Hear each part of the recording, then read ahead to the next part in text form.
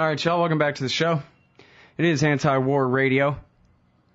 And now, we are joined on the phone by our friend Ray McGovern from Veteran Intelligence Professionals for Sanity, also consortiumnews.com, and then, oh no, I'm going to have to Google it because I don't have it in front of me, but I think it's rrmcgovern.com or something like that. Welcome back, Ray. How's it going? Yeah, that's real easy. Just raymcgovern.com. Oh, okay. I thought there was something funny about it, but I guess not. raymcgovern.com. There we go. Yes, very good. All right. So, welcome to the show. The most important issue in the whole wide world is America's relationship with Russia. Still 20 years after the end of the Cold War. They got thousands of nukes. We got thousands of nukes. That's enough to kill all humanity forever. And so, this is the thing that's the most important. The outstanding issues between our government and their government, to me, I think, are, the most important things to be resolved. And here it looks like our political establishment is picking a fight with the Russians, who, they already got it pretty bad. It's not like they're really a threat to us, are they? What is going on over here with the missile shield going into Poland? The news has it that the Russians are really mad about this.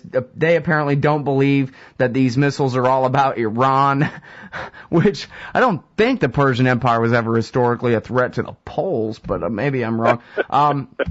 And the Russians are saying, look, you know what? We will bomb your anti-missile missiles. I mean, they're not threatening to use nukes, but they're saying we will shoot missiles at your anti-missile missiles because we will not let you have anti-missile missiles on the Russian border.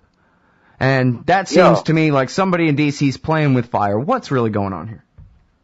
Well, the interesting thing is that they would say that right out. Apparently the Russians don't realize that we're the only ones, and the Israelis are allowed to make preemptive attacks on other countries, but what Nikolai Makarov, the Russian chief of staff, said just last week was that a decision to use destructive force preemptively will be made if the situation worsens. So this is a very unusual statement by a top-level Russian. How seriously they take the threat is another question. They know, as any sophisticated observer knows, that what's going on here is pure and simple the biggest corporate welfare enterprise that our country, the United States, has ever seen. Billions and billions of dollars have been wasted on a system that any sensible engineer or scientist will tell you cannot possibly work in the way intended. There will be always easy and relatively cheap ways of countering whatever anti-ballistic missile system is set up. Now, that's number one. Number two, you mentioned Iran. Well, take a look at the map, friends. If you were a Russian and you were trying to, the U.S. was trying to persuade you that no, these are against Iran, these systems that we're trying to set up in Poland and Romania and Turkey and at sea. No, it's against the Iranian nuclear threat. Now, we all know, I hope by now, that Iran is not working on a nuclear weapon. Now, without a nuclear weapon, these missiles aren't worth a hill of beans. Look at all those Scud missiles that Iraq actually did shoot into Israel during the first Gulf War. There were maybe 3 or 4 people killed. Unless they have a nuclear warhead on them, they aren't worth a hill of beans. So, what we have here is the U.S. trying to persuade the Russians that this anti-ballistic missile system that's going on into Europe is designed against a non-existent and admittedly non-existent nuclear threat from Iran. And they don't even mention Korea now because that would be too much of a stretch. That people know where Korea is. Well, they started out saying that, right? Yeah. That was part of the excuse when Bush was doing this. It really started the program. Well, actually, this is about protecting Eastern Europe from North Korea. Yeah.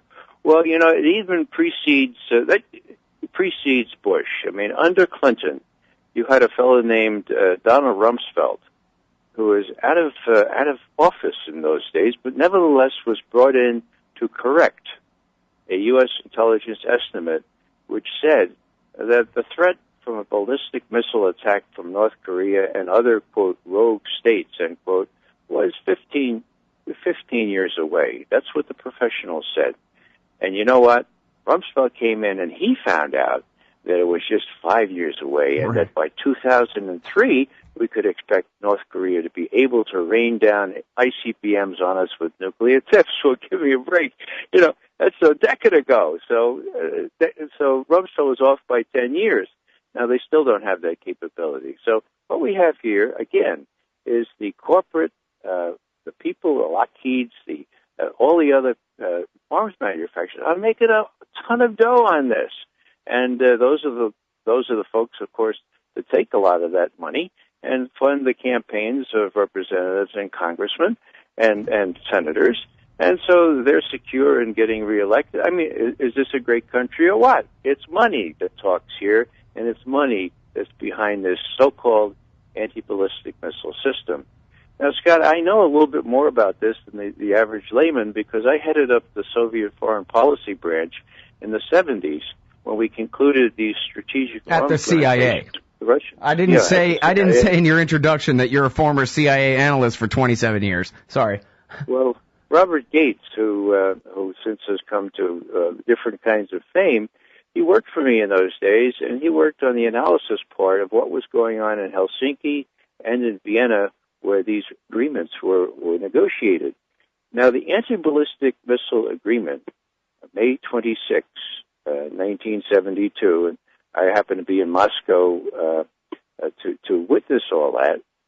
That was the key, because once you said you can no longer build more than 2 anti-ballistic missile defense sites, well, that meant that the balance of terror would not be disrupted by one or another country mounting an effective defense against intercontinental ballistic missiles, and so they could be arms reductions, and that started the whole process. Now, what did Bush do when he came into office? He didn't even wait a year. He rescinded the Anti-Ballistic Missile Treaty after 30 years of effectiveness, and he said, no, we're still worried about Iran, we're still worried about North Korea. But what he was really worried about was the coffers that he needed to get filled up again for his next election. The last thing I'll say about this is that Bush's priorities came through in an amazingly graphic way when it became clear that Condoleezza Rice on 9/11 was slated to speak about the need for an anti-ballistic missile system before a group of dignitaries. So their focus was on satisfying the corporations that could fill their coffers by giving them make work to do, making a system that will never work, but billions and billions of money that could be devoted to helping people in this country have been wasted. Well, you know what's funny is Andrew Coburn has this great book, Rumsfeld, His Rise, Fall, and Catastrophic Legacy, and he talks in there about how Cheney and Rumsfeld had actually had a falling out because Rumsfeld had wanted to run, I forgot if he even tried to run in the primaries in '88, and Cheney supported Bush Sr., the vice president, rather than his old friend Rumsfeld. So they weren't really kind of friends anymore for a little while there. And then they became friends again when Cheney recommended him, Rumsfeld, to be the Secretary of Defense under Junior. And the way that it happened was that Senator Dan Coates was the first choice to be the Secretary of Defense. And at his job interview, he said, missile defense? Oh, no, that's a giant waste of money. We don't want to do that. And they said, yeah, well, anyway, don't call us. We'll call you, pal. And then Junior turned to Cheney and said, well, now what? And he said, well, I know this guy, Don Rumsfeld, who... Anyway, we'll be right back after this. It's Ray McGovern, formerly CIA. Now he's a good man. Writes for consortiumnews.com, raymcgovern.com. We'll be right back after this. Oh, he was good back then. He was just an analyst, not a throat slitter type. All right, y'all, welcome back to the show. I'm Scott Horton. It's Anti-War Radio. I'm talking with former CIA analyst Ray McGovern. He writes for Bob Perry's site, consortiumnews.com. He's got his own website at raymcgovern.com. He's got an archive at antiwar.com, of course, just page down the right-hand margin there. And we're talking about NATO, NATO expansion. And part of NATO expansion is the missile defense system in Europe. And now I'm just lucky that as part of my duties for antiwar.com, I was in charge of editing Gordon Prather's articles and talked with him a lot And he's retired now, but he used to write all the time on nuclear issues, set people straight. He used to make nuclear bombs for the U.S. government, was the chief scientist of the Army, was an advisor to Senator Bellman, and I forgot others. Anyway, this guy knows about fission and fusion. He ain't asking you, he's telling you. He's Gordon Prather, the nuclear weapons scientist. And he said there is a kind of missile defense that works. It's called shooting a bunch of hydrogen bombs off into space to intercept the Russians in space. And if you set off enough H-bombs up there, then you have a chance, and I think especially you would use enhanced radiation, neutron devices, basically, is like the layman term for it, right? Enhanced radiation devices in space to try to short circuit and ruin the incoming Russian ICBMs coming over the pole. That is the only kind of actual ballistic missile defense that is even workable at all, and for political reasons, that is off the table. And so instead what we have is this ridiculous thing where, as you described, it's just nothing but a welfare program based around the theory of shooting a missile with a missile when it's incredibly hard to do so, and every time you make an advance and actually shooting a missile with a missile, they just put more warheads or more bombs on the same delivery vehicle and whatever the hell and employ new countermeasures and thwart it anyway. So the whole thing is really just a giant scam. As you said, it's all about the money, and people can read all about the corruption. Even the New York Times did a huge piece on the corruption of the missile defense system. But the problem is this. They're picking a fight with the Russians, Ray. They're putting, and I've learned this from the commenter Klaus Eric at antiwar.com/radio. He has made it a point on virtually every interview I've done for years in a row to write that they're changing it from mutually assured destruction to we can kill the Russians with a first strike. And if our planners are convinced that they can get enough of the Russian missiles on their first strike, plus shoot down enough of the Russians' first attempt at retaliation on the second, then we can forever defuse mutually assured destruction, and we can now launch a preemptive aggressive war against the Russians and defeat them before they have a chance to nuke more than a few of our cities, or whatever is the limit that the Pentagon cares about over here in our country. And then that means that the Russians have to respond on an even closer hair trigger than they already are on when it comes to launch on warning on that kind of thing, because they don't want to get obliterated without being able to shoot back. And so this corruption that you're talking about that drives this whole thing, they're really pushing us closer to the risk of a nuclear war with the Russians that we've been at peace with, at outright peace with, for 20 years. Yeah, I think, Scott, what you say is true. But I think the Russians look at this situation and realize that they've got years and years to make a lot of noise about this. That when if Obama gets reelected, he's already told Medvedev, the president of Russia, that or outgoing president, prime minister, whatever they do, rotating musical chairs there. He's told Medvedev in Korea just about a month ago, look, let's get by this next election, then I can be more flexible. Well, we'll have to see what happens here. But in any case, when the chief of staff Makarov says that if a third and fourth stage are deployed, the capabilities to interrupt Russian intercontinental ballistic missiles will be real. And I think they do have a genuine concern about that, but that's way down the road. Besides, don't they still have a submarine-launched ballistic missile capability? I mean, that was the point of the triad: the bombers, the submarines, and the intercontinental ballistic missiles. If you took out one, there was always the other to threaten. So the Russians, I think, are not overly concerned. I think that what they want to do here is embarrass the United States. This is a big conference.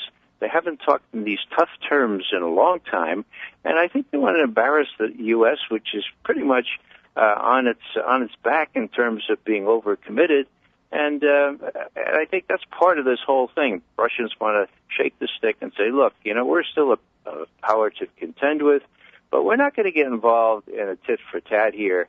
We know that we can always develop countermeasures to these things or other branches of the triad. I think they feel pretty secure, and would just as soon, some of them, just as soon have the United States spend its tax money into oblivion by funding these idiotic schemes that enrich the pockets of the defense contractors. One last thing I'd say about this is I was in a very prestigious program in the Harvard Business School way back in '85. And the Pentagon came in as part of a media segment of our exposure there, and they showed these Star Wars type videos of how these ABM missiles are going to work, the interceptors, and then some got through and it was, man, they got every one of them. And there's 400 of us there, and everybody's shaking head. Man, we got it great. So I asked the presenters, where'd you get those videos? Oh, we got them from the Pentagon. I said, oh, you didn't tell us that. You got them from the Pentagon. What makes you think the Pentagon is telling us the truth about their capability to intercept all these missiles?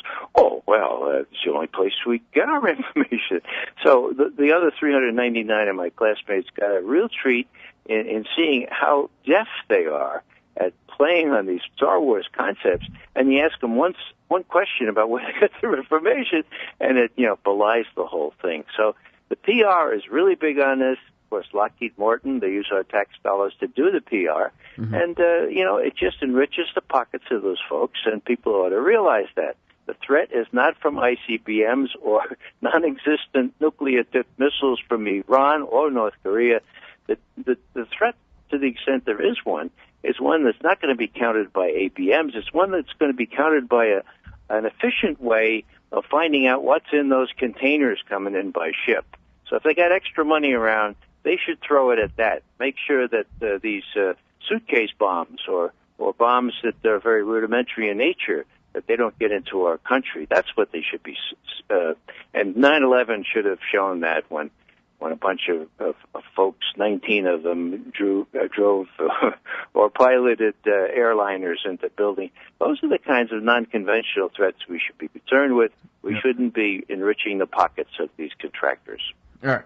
Well, a couple of things there. First of all, I'm very glad to hear you say that they're not really worried about this, complete full spectrum dominance, the loss of their mutually assured destruction posture that has, after all, kept us at peace all these years, even though it's holding the whole world hostage to do so.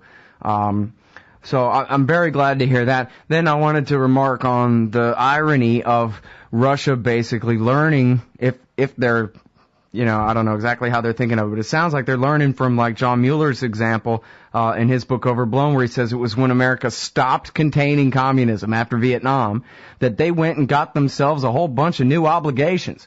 And then they went bankrupt. Afghanistan was just one of them. Of course, all different dictatorships in Africa and in South America and Central America they were trying to support, and they ended up just making everything worse. It seems like the Russians kind of have that same idea, like you're saying. Hey, go ahead and spend your money. Go ahead and occupy Afghanistan. Go ahead and expand NATO and buy them all F-22s and whatever. All the better to eat you with, my dear, kind of thing. Yeah, they've been there, done that. Yeah. That's exactly why they collapsed. And, so they know what happens when you have an inordinate preference for military weapons. And I think they're relatively relaxed this time around, and they're just happy to see us bogged down in the big muddy in Afghanistan and spending our precious resources on other nonsensical schemes. Mm-hmm. Well, and one more thing there, too, is that Gordon Prather instructs me that the suitcase nuke is a myth, that the smallest nuke anybody ever came up with was the Americans' artillery piece nukes, the most miniaturized battlefield nuclear weapons, and it's still about the trunk of a Lincoln Town Car. So, yeah, you could ship one in, but you couldn't walk around carrying it. No, I don't think it's likely, but it's less unlikely than an ICBM from Iran or North Korea. Well, Rumsfeld was off by 10 years ago. Hey, it's more likely I'm going to set off a nuke than Iran or North Korea is. Come on. All right. Well, we all know better. Thanks in great part to the great work of Ray McGovern. Thanks very much for your time as always, Ray. You're most welcome, Scott. Great to talk to you. All right, that's Ray McGovern, veteran intelligence professional for Sanity. RayMcGovern.com, ConsortiumNews.com, Antiwar.com. Thanks for listening. See y'all tomorrow.